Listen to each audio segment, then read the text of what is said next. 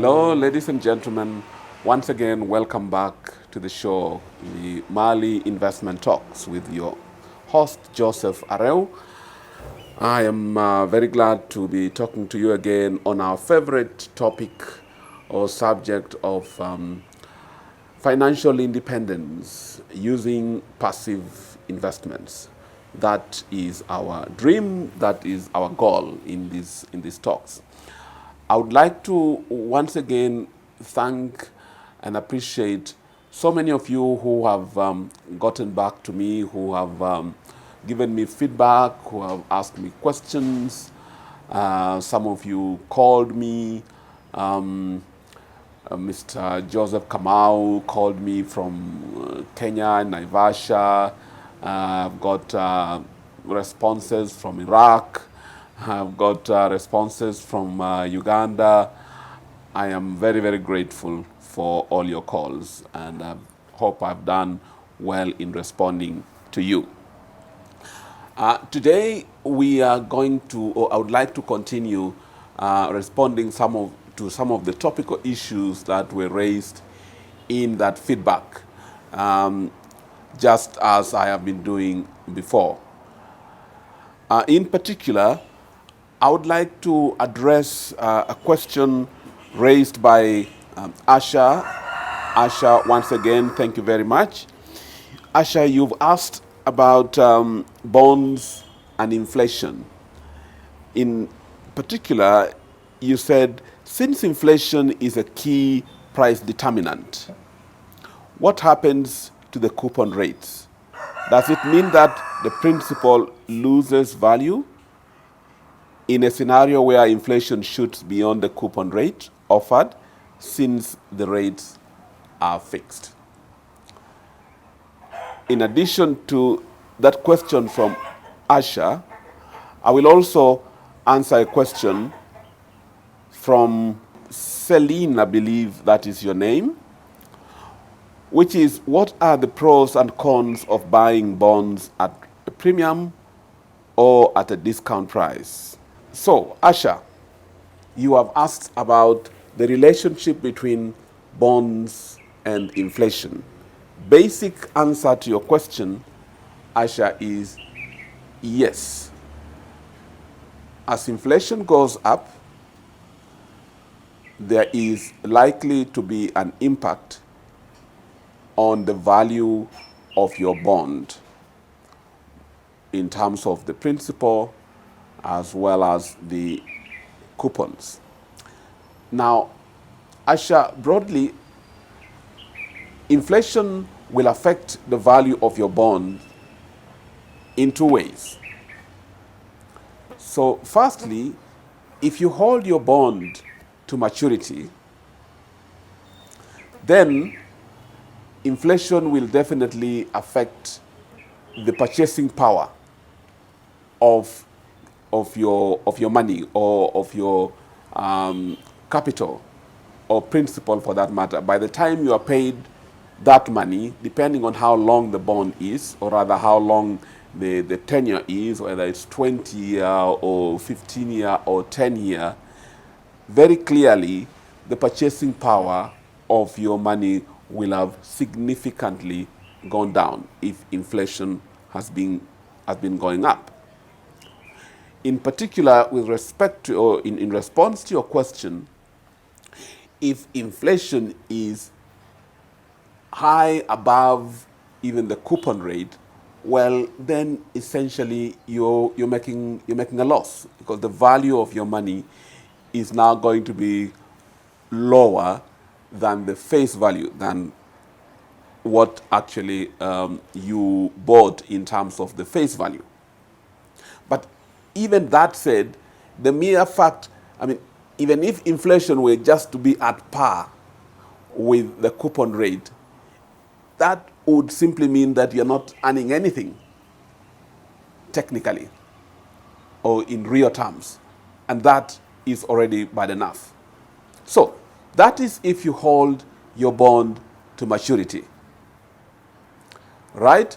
Secondly, though, what if you don't hold your bond to maturity? What if you decide to redeem your bond? before maturity, if you decide to sell your bond before maturity, well, in that case, if inflation went up, and if as a result of inflation going up, interest rates also went up, then you can expect that when you sell your bond, when you redeem your bond, you're going to suffer a discount on the capital, on the principal amount of your bond. Okay? So for every 100 shillings, 100 shillings, $100, 100 whatever the currency is, 100 francs if you are living in Rwanda, for every 100 currency units, you are going to be offered maybe definitely something less than 100. Could be 80, could be 90, could be 95, it could be 85, depending on how or the level of interest rates in the market.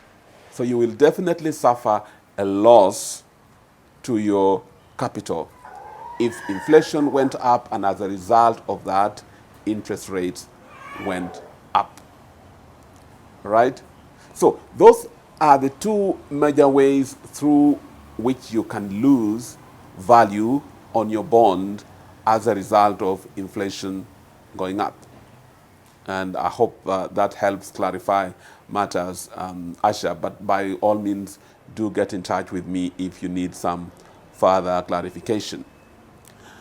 A related question which came from Celine, I believe is your name, as I mentioned earlier, was what are the pros and cons of buying bonds at premium or discount price?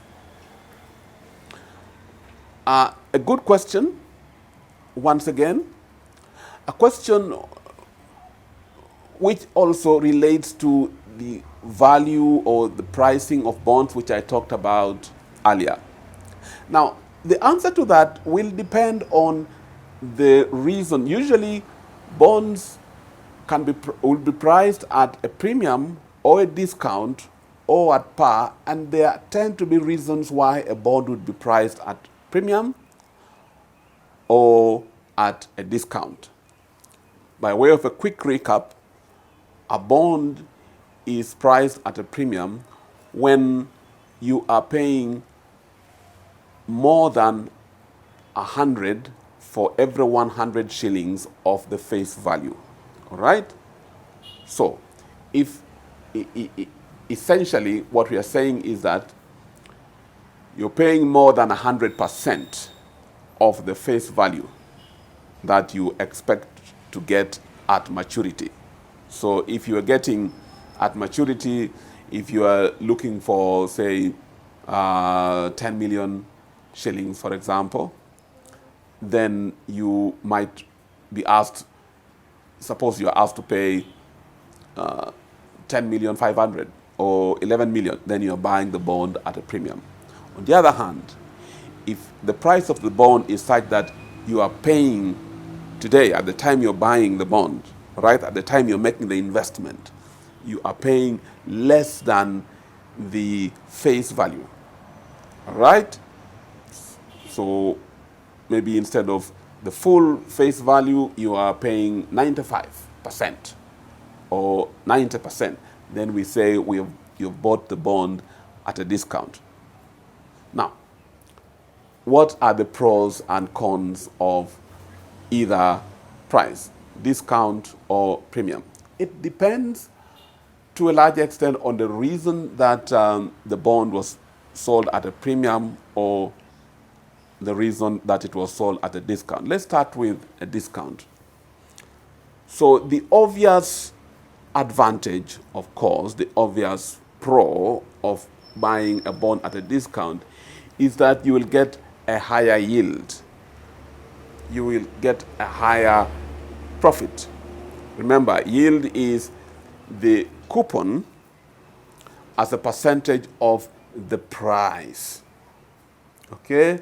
So, if you buy a bond at a coupon, it means you are buying it at a lower price, a price lower than 100. You are paying less than 100%. All right? So, the yield, which is equal to the coupon, remember the coupon is fixed. The coupon rate is fixed throughout the term of the bond. So suppose the coupon rate was 10%, meaning for every 100 shillings or dollars or francs of the face value, you are being paid 10 shillings, okay, per year. All right? 10% of the face value. However, your yield is that 10 shillings as a percentage of the price. So if the price happened to be lower, say 90 or something, then you can see that mathematically your yield has gone up. So you're earning a higher profit. Why? Because you bought the bond at a discount. It's just like you'd buy any other product or any other item in the market. You buy it, if you buy it at a discount, at a cheap price, when you sell it, well, then you are going to make more profit. So that's the obvious advantage of buying a bond at a discount. However, as I said, it depends on the reasons, depending on the reasons that the discount was in place in the first time, in the first place. If, for instance, the discount was because there isn't much demand for that bond, maybe the market is not so certain about the quality, the credit quality, the quality of the issuer, whoever is selling that bond. I don't know, government X or government Y. The market is a little bit suspicious whether they'll be able to pay. Well, then, of course, by buying this bond, you are exposing yourself to that risk, isn't it? Even though you're buying at a discount and making profits, but you're exposing yourself to a potential risk. Another reason that you could get a bond at a discount is if for the very long duration, long dated bonds, meaning, for instance, a 30-year bond or a 25-year bond, as opposed to a 5-year bond. So the 25, 30-year bond is likely to be sold at a discount. The reason is very simple. You are exposing yourself to a long-term risk of inflation. I've just spoken about inflation. Over 20 or so years, there is a reasonable chance that inflation could go up and affect the value of your bond. Okay? So, to be compensated for that possibility, you are being offered the bond at a discount. But in exchange, you are exposing yourself to that risk. So that then becomes a possible disadvantage of buying a bond at a discount. Right? So those are some of the disadvantages or advantages, if you like. The main advantage essentially is you'll get a higher yield, but there are potential implications of buying a bond. It could be a reduced quality of the credit. In other words, the risk that the bond may not be repaid in good time, depending on the nature of the issuer. It could be the fact that the duration or the tenor of the bond is is very, very long, and therefore there is a risk of inflation corroding or reducing the value of your bond, especially if you decided to redeem it early, before maturity. But even if you hold it to maturity, there is still that risk. What about premiums? What would be the advantage or disadvantage of buying a bond at a premium? Starting with the disadvantage, again, the obvious one is that obviously your yield will reduce, because now a premium means you are paying more than the face value, all right, for that bond. So your coupon as a percentage of your price is going to come down, all right? The yield is going to come down. The basic profit you're making is going to come down. However, again, it depends on the reason that the premium was there in the first place. So, here are some of the reasons that bonds are sold at a premium. One, sometimes a bond price reflects accrued coupons, okay, that you will be paid, which you may not have earned. So let me explain. Suppose the next payment date for a coupon is 31st of December, okay? You buy that bond today, all right? Which means by the time you buy that bond, I mean, the last payment date was 30th of June, right? There is supposed to be 6 months in between. But if you're buying the bond today, by the time you're buying that bond, there is some coupon which has already accrued, all right? But that coupon doesn't belong to you, right? So the pricing of the bond will be such that you will be charged a little extra to compensate for that coupon that accrued, doesn't belong to you. But guess what? On 31st of December, you will be paid the full coupon, including the bit that you did not earn, because you've just bought that bond. This is, we are in October, you've just bought that bond in October, and but you will be paid the full coupon. So, because you had to compensate for that coupon that you did not earn, the price of the bond will have gone up a little bit. They will add something to the face value when you are buying that bond. In fact, the price of the bond will be what we call a dirty price, a price that includes the accrued coupons. Okay? So in that case, even though your yield went down a little bit because you paid a premium, you are going to enjoy a full coupon even if you actually came in, you bought that bond late. So that becomes an advantage for you. Other reasons why a premium or a bond could be sold at a premium basically could include maybe again the quality of the issuer. In other words, a reduced risk of failure to be paid. So if you are comparing maybe two governments, one is the United States, another one is another government, maybe is in some troubled part of the world, then obviously the United States credit quality is going to be much, much higher. The risk that that bond could go bad is it's basically not there. So it's possible that you could be buying the bond at a premium, and you will therefore enjoy that, the fact that the risk is very, very low. Another reason why a bond could sell at a premium is the tenor or the duration, the amount of time which is left to maturity is not that long. We could be talking a couple of years, maybe 2, 3, 4, maybe up to 5 years, which means that the risk of inflation going up or interest rates going up and therefore affecting the value of your bond is significantly reduced.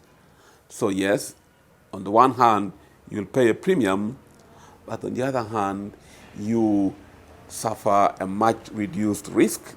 The likelihood of your valuation of the value of your bond going down will be significantly reduced. So that is sort of interplay between risk and reward when it comes to bonds, as it affects the pricing of your bond, which is either premium or discount.